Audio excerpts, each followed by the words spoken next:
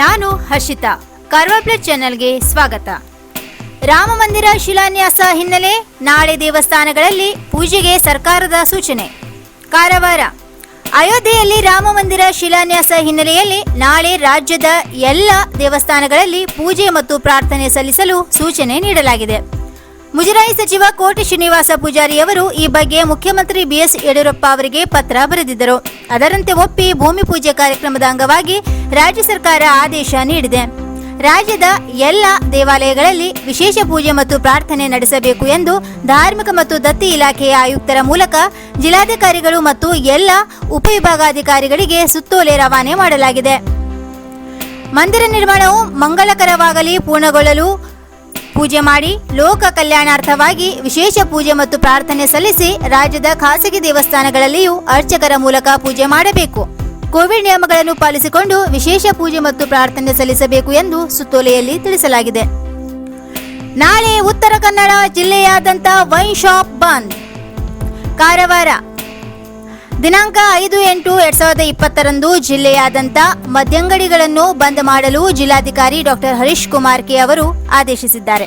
ನಾಳೆ ಉತ್ತರ ಪ್ರದೇಶದಲ್ಲಿ ರಾಮ ಮಂದಿರ ನಿರ್ಮಾಣ ಶಿಲಾನ್ಯಾಸ ಕಾರ್ಯಕ್ರಮ ಇರುವುದರಿಂದ ಉತ್ತರ ಕನ್ನಡ ಜಿಲ್ಲೆಯ ಮತೀಯ ಸೂಕ್ಷ್ಮ ಪ್ರದೇಶದ ಹಿನ್ನೆಲೆಯಲ್ಲಿ ಈ ಆದೇಶ ಮಾಡಲಾಗಿದೆ. ರಾಮ ಮಂದಿರ ಶಿಲಾನ್ಯಾಸ ಹಿನ್ನೆಲೆಯಲ್ಲಿ ನಾಳೆ ಭಟ್ಕಳದಲ್ಲಿ ನಿಷೇಧಾಜ್ಞೆ ಜಾರಿ. ಕಾರವಾರ ನಾಳೆ ಉತ್ತರ ಪ್ರದೇಶದ ಅಯೋಧ್ಯದಲ್ಲಿ ಶ್ರೀರಾಮ ಮಂದಿರಕ್ಕೆ ಶಿಲಾನ್ಯಾಸ ಕಾರ್ಯಕ್ರಮ ನಡೆಯುವ ಹಿನ್ನೆಲೆಯಲ್ಲಿ ಉತ್ತರ ಕನ್ನಡ ಜಿಲ್ಲೆಯ ಭಟ್ಕಳ ತಾಲೂಕಿನಾದ್ಯಂತ ಕಾನೂನು ಸುವ್ಯವಸ್ಥತೆ ಹಾಗೂ ಶಾಂತಿ ಕಾಪಾಡುವ ನಿಟ್ಟಿನಲ್ಲಿ ದಂಡ ಪ್ರಕ್ರಿಯಾ ಸಂಹಿತೆ 1973ರ ಕಲಂ 144ರ ಅನ್ವಯ ನಾಳೆ ಬೆಳಿಗ್ಗೆ 6 ಗಂಟೆಯಿಂದ ರಾತ್ರಿ 8ರವರೆಗೆ ನಿಷೇಧಾಜ್ಞೆಯನ್ನು ಹೊರಡಿಸಲಾಗಿದೆ. ಭಟ್ಕಳ ತಾಲೂಕು ಮತೀಯವಾಗಿ ಮತ್ತು ರಾಜಕೀಯವಾಗಿ ಅತಿ ಸೂಕ್ಷ್ಮ ಪ್ರದೇಶವಾಗಿದೆ. ನಾಳೆ ಉತ್ತರ ಪ್ರದೇಶದ ಅಯೋಧ್ಯೆಯಲ್ಲಿ ಶ್ರೀರಾಮ ಮಂದಿರ ಶಿಲಾನ್ಯಾಸ ಭೂಮಿ ಪೂಜೆ ಕಾರ್ಯಕ್ರಮವನ್ನು ಪ್ರಧಾನಮಂತ್ರಿಗಳು ನೆರವೇರಿಸಲಿದ್ದಾರೆ. ರಾಮ ಮಂದಿರ ನಿರ್ಮಾಣ ಕಾರ್ಯವನ್ನು ಸ್ವಾಗತಿಸಿ ಹಾಗೂ ಬೆಂಬಲಿಸಿ ಬಿಜೆಪಿ ಪಕ್ಷ ಸೇರಿದಂತೆ ಹಿಂದೂ ಪರ ಸಂಘಟನೆಗಳು ಭಟ್ಕಳ ಶಹರ ಠಾಣೆ ವ್ಯಾಪ್ತಿ, ಭಟ್ಕಳ ಗ್ರಾಮೀಣ ಠಾಣೆ ಮತ್ತು ಮೂಡೇಶ್ವರ ಠಾಣೆ ವ್ಯಾಪ್ತಿಯಲ್ಲಿ ಶ್ರೀರಾಮ ಮಂದಿರ ಹಾಗೂ ಹನುಮ ಮಂದಿರ ಮತ್ತು ವಿವಿಧ ದೇವಾಲಯಗಳಲ್ಲಿ ವಿಶೇಷ ಪೂಜೆ ಭಜನೆ ಕಾರ್ಯಕ್ರಮಗಳ ಮೂಲಕ ಮೆರವಣಿಗೆ ಗುಂಪು ಸೇರಿ ಸಿಹಿ ಹಂಚುವ ಕಾರ್ಯಕ್ರಮಗಳು ನಡೆಯುವ ಸಂಭವವಿದ್ದು, ಈ ಸಂದರ್ಭದಲ್ಲಿ ಯಾವುದೇ ಗಲಭೆಗಳಾಗದಂತೆ ಮುನ್ನೆಚ್ಚರಿಕಾ ಕ್ರಮವಾಗಿ ಈ ಆದೇಶ ಮಾಡಲಾಗಿದೆ. ಇದಲ್ಲದೆ ಎಸ್ಡಿಪಿಐ ಪಕ್ಷದ ಪ್ರತಿನಿಧಿಗಳು ಅದೇ ದಿನ ಸಂಜೆ 4:30ಕ್ಕೆ ತಹಶೀಲ್ದಾರರ ಕಾರ್ಯಾಲಯದ ಎದುರು ನಿಂತು ಕಾಶ್ಮೀರದಲ್ಲಿ ಮಾನವ ಹಕ್ಕುಗಳ ಉಲ್ಲಂಘನೆ ಹಾಗೂ ತ್ರಿವಳಿ ತಲಾಖ್ ಕಾನೂನು ಬಗ್ಗೆ ಪ್ರತಿಭಟನೆ ಮಾಡುವ ಉದ್ದೇಶವನ್ನು ಹೊಂದಿರುತ್ತಾರೆ. ಈ ಹಿನ್ನೆಲೆಯಲ್ಲಿ ಭಟ್ಕಳವು ಅತಿ ಸೂಕ್ಷ್ಮ ಪ್ರದೇಶ ಹಾಗೂ ಮತೀಯ ಕೋಮು ಗಲಭೆಗಳು ಉಂಟಾಗುವ ಸಾಧ್ಯತೆಯ ಹಿನ್ನೆಲೆಯಲ್ಲಿ ತಾಲೂಕಿನಾದ್ಯಂತ ಈ ಹಿಂದೆ ಮತೀಯ ಗಲಭೆಗಳು ನಡೆದ ಜೀವಹಾನಿ, ಸಾರ್ವಜನಿಕ ಸ್ವತ್ತುಗಳ ಹಾನಿಯಾಗಿ ಸಾರ್ವಜನಿಕ ಶಾಂತಿ, ನೆಮ್ಮದಿ ಹಾಗೂ ಕಾನೂನು ಸುವ್ಯವಸ್ಥೆಗೆ ತೊಡಕು ಉಂಟಾದ ಬಗ್ಗೆ ಸಾಕಷ್ಟು ಪ್ರಕರಣಗಳು ದಾಖಲಾಗಿರುತ್ತದೆ. ಕಾನೂನು ಸುವ್ಯವಸ್ಥೆ ಕಾಪಾಡಲು ಮುನ್ನೆಚ್ಚರಿಕಾ ಕ್ರಮವಾಗಿ ಭಟ್ಕಳ ತಾಲೂಕಿನಾದ್ಯಂತ ಸಾರ್ವಜನಿಕ ಶಾಂತಿ, ನೆಮ್ಮದಿ ಹಾಗೂ ಕಾನೂನು ಸುವ್ಯವಸ್ಥೆ ಧಕ್ಕೆ ಬರುವಂತಹ ಘಟನೆಗಳು ನಡೆಯದಂತೆ ಅವುಗಳನ್ನು ತಡೆಗಟ್ಟುವ ಉದ್ದೇಶದಿಂದ ನಿಷೇಧಾಜ್ಞೆಯನ್ನು ಹೊರಡಿಸಲಾಗಿದೆ ಎಂದು ಅವರು ತಿಳಿಸಿದ್ದಾರೆ. ನಿಷೇಧಾಜ್ಞೆಯ ಸಮಯದಲ್ಲಿ ಯಾವುದೇ ರೀತಿಯ ವಿಜಯೋತ್ಸವ, ಸಾರ್ವಜನಿಕ ಮೆರವಣಿಗೆ, ಸಾರ್ವಜನಿಕ ರಾಜಕೀಯ ಸಭೆ ಸಮಾರಂಭಗಳನ್ನು ನಡೆಸುವುದನ್ನು ನಿಷೇಧಿಸಲಾಗಿದೆ. ಶಸ್ತ್ರಗಳು, ದೊಣ್ಣೆಗಳು, ಕತ್ತಿಗಳು, ಈಟಿಗಳು, ಗದೆಗಳು, ಬಂದೂಕುಗಳು, ಚಾಕುಗಳು, ಕೋಲುಗಳು ಅಥವಾ ಲಾಠಗಳನ್ನು ಅಥವಾ ದೈಹಿಕ ಹಿಂಸೆಯನ್ನುಂಟು ಮಾಡುವ ಇತರೆ ಯಾವುದೇ ವಸ್ತುಗಳನ್ನು ಒಯ್ಯುವುದನ್ನು ನಿಷೇಧಿಸಲಾಗಿದೆ. ಪಟಾಕಿಗಳನ್ನು ಸಿಡಿಸುವುದು, ಯಾವುದೇ ಕಾರಕ ಪದಾರ್ಥ ಅಥವಾ ಸ್ಫೋಟಕಗಳನ್ನು ಒಯ್ಯುವುದನ್ನು ನಿಷೇಧಿಸಲಾಗಿದೆ. ಕಲ್ಲುಗಳನ್ನು ಅಥವಾ ಕ್ಷಿಪಣಿಗಳನ್ನು ಎಸೆಯುವ ಅಥವಾ ವೇಗದಿಂದ ಒಗೆಯುವ ಸಾಧನಗಳ ಅಥವಾ ಉಪಕರಣಗಳ ಒಯ್ಯುವಿಕೆಯನ್ನು ಶೇಖರಿಸುವುದನ್ನು ಮತ್ತು ತಯಾರಿಸುವುದನ್ನು ನಿಷೇಧಿಸಲಾಗಿದೆ. ವ್ಯಕ್ತಿಗಳ ಅಥವಾ ಶವಗಳ ಆಕೃತಿಗಳ ಅಥವಾ ಪ್ರತಿಕೃತಿಗಳ ಪ್ರದರ್ಶನ ಮಾಡುವುದನ್ನು ನಿಷೇಧಿಸಲಾಗಿದೆ.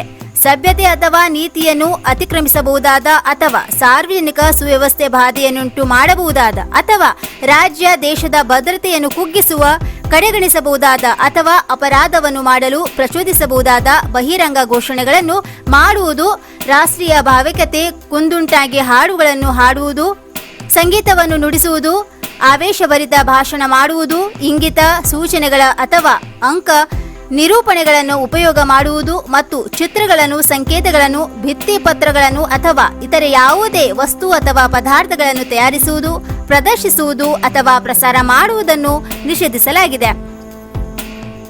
ಸರ್ವೋಚ್ಚ ನ್ಯಾಯಾಲಯದ ತೀರ್ಪಿನಂತೆ ಯಾವುದೇ ರೀತಿಯ ವಿಜಯೋತ್ಸವ, ಸಾರ್ವಜನಿಕ ಮೆರವಣಿಗೆ, ಪಟಾಕಿ ಸಿಡಿಸುವುದು, ಸಭೆ ಸಮಾರಂಭಗಳನ್ನು ನಡೆಸುವುದನ್ನು ನಿಷೇಧಿಸಲಾಗಿದೆ.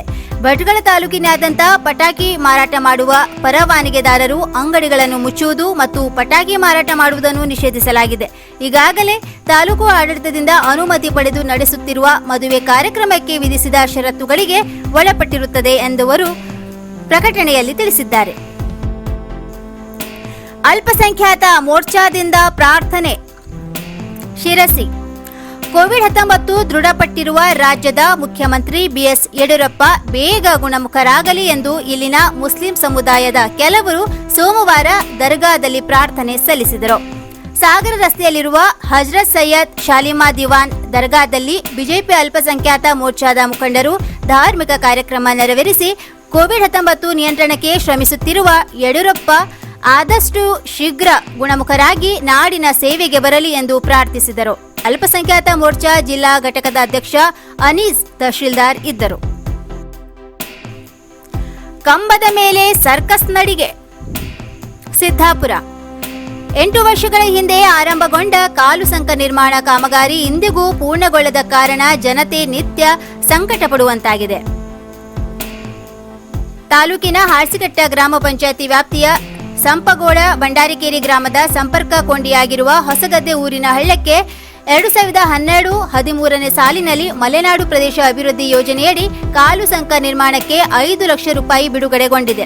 ಆದರೆ ಈ ಹಣದಿಂದ ಹಳ್ಳದಲ್ಲಿ ಕೇವಲ 4 ಸಿಮೆಂಟ್ ಕಂಬಗಳನ್ನು ಮಾತ್ರ ನಿರ್ಮಿಸಲಾಗಿದೆ.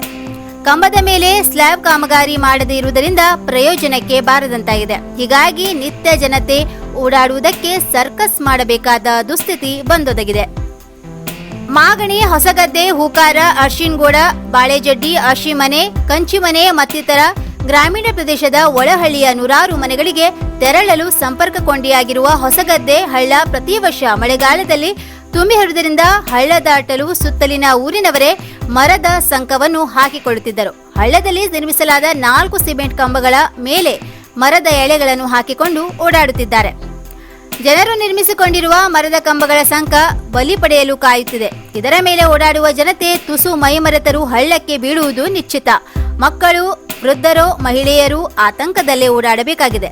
ಜಿಲ್ಲಾ ಪಂಚಾಯತ್ ಅಧಿಕಾರಿಗಳಾಗಲಿ ಜನಪ್ರತಿನಿಧಿಗಳಾಗಲಿ ಕಾಮಗಾರಿ ಪೂರ್ಣಗೊಳಿಸುವುದಕ್ಕೆ ಮುಂದಾಗದೇ ಇರುವುದು ಜನತೆಯ ಆಕ್ರೋಶಕ್ಕೆ ಕಾರಣವಾಗಿದೆ. ಮಳೆಗೆ ಕೊಚ್ಚಿ ಹೋದ ಮೇದಿನಿ ರಸ್ತೆ. ಕುಮಟ. ಜಿಲ್ಲಾಧಿಕಾರಿಗಳು ವಾಸ್ತವ್ಯ ಮಾಡುತ್ತಾರೆಂದು ಅಷ್ಟಿಷ್ಟು ದುರಸ್ತಿ ಮಾಡಿದ್ದ ತಾಲೂಕಿನ ಸೊಪ್ಪಿನಹೊಸಳ್ಳಿ ಪಂಚಾಯಿತಿ ವ್ಯಾಪ್ತಿಯ ಕುಗ್ರಾಮ ಮೇದಿನಿಯ ರಸ್ತೆ ಮಳೆಗೆ ಸಂಪೂರ್ಣ ಹಾಳಾಗಿದೆ. ಕಳೆದ ವರ್ಷ ಮೇದಿನಿ ಗ್ರಾಮಕ್ಕೆ ಜಿಲ್ಲಾಧಿಕಾರಿ ಡಾಕ್ಟರ್ ಹರೀಶ್ ಕುಮಾರ್, ಜಿಲ್ಲಾ ಪಂಚಾಯತ್ ಸಿಇಒ ಎಂ ರೋಷನ್ ಹಾಗೂ ಅಧಿಕಾರಿಗಳ ತಂಡ ಭೇಟಿ ನೀಡಿ ಗ್ರಾಮ ವಾಸ್ತವ್ಯ ಮಾಡಿದ್ದರು. ಜಿಲ್ಲಾಧಿಕಾರಿಗಳು ಬರುತ್ತಾರೆಂದು ತುರ್ತಾಗಿ ವಾಹನ ಸಂಚಾರ ಮಾಡುವಷ್ಟು ದುರಸ್ತಿ ಮಾಡಲಾಗಿತ್ತು. ಸರಿಯಾಗಿ ಗಟಾರವನ್ನು ಮಾಡಿರಲಿಲ್ಲ. ಈ ಕುರಿತು ಸುದ್ದಿಗಾರರಿಗೆ ಮಾಹಿತಿ ನೀಡಿದ ಸ್ಥಳೀಯ ಕೃಷ್ಣಗೌಡ ಹೇಳುವ ಪ್ರಕಾರ, ರಸ್ತೆಗೆ ಗಟಾರಿ ಇಲ್ಲದರಿಂದ ಮಳೆಗೆ ರಸ್ತೆ ಬಹುತೇಕ ಕೊಚ್ಚಿ ಹೋಗಿದೆ. ವಾಹನ ಸಂಚಾರ ಸಾಧ್ಯವಿಲ್ಲ. ಹೀಗೆ ಬಿಟ್ಟರೆ ರಸ್ತೆ ದುರಸ್ತಿ ಮಾಡುವುದಕ್ಕೂ ಕಷ್ಟವಾಗಬಹುದು. ಹೀಗಾಗಿ ಊರಿನ ಜನರೇ ಶ್ರಮದಾನದಿಂದ ಸ್ವಂತ ಖರ್ಚಿನಲ್ಲಿ 5 ಕಿಲೋಮೀಟರ್ಗಳಷ್ಟು ತಾತ್ಕಾಲಿಕ ಗಟಾರ ಮಾಡಿ ನೀರು ಹರಿದು ಹೋಗಲು ಅನುಕೂಲ ಮಾಡಿಕೊಂಡಿದ್ದೇವೆ. ಸರ್ಕಾರ ಕೂಡಲೇ ಮೇದಿನಿಗೆ ಕಾಂಕ್ರೀಟ್ ರಸ್ತೆ ನಿರ್ಮಾಣಕ್ಕೆ ವಿಶೇಷ ಅನುದಾನ ಮಂಜೂರಿ ಮಾಡಬೇಕು ಎಂದಿದ್ದಾರೆ. ಇನ್ನು ಮತ್ತಷ್ಟು ಸುದ್ದಿಗಾಗಿ ಕಾರವಾರ ಪ್ಲಸ್ ವೀಕ್ಷಿಸಿ. ನೀವು ಯೂಟ್ಯೂಬ್ ಅಲ್ಲಿ ನೋಡ್ತಿದ್ದೀರಿ, ಸಬ್ಸ್ಕ್ರೈಬ್ ಮಾಡಿ, ಬೆಲ್ ಐಕಾನ್ ಕ್ಲಿಕ್ ಮಾಡಿ. ಫೇಸ್ಬುಕ್ ಪೇಜ್ ಅಲ್ಲಿ ನೋಡ್ತಿದ್ದೀರಿ, ಫಾಲೋ ಮಾಡಿ. ಧನ್ಯವಾದಗಳು.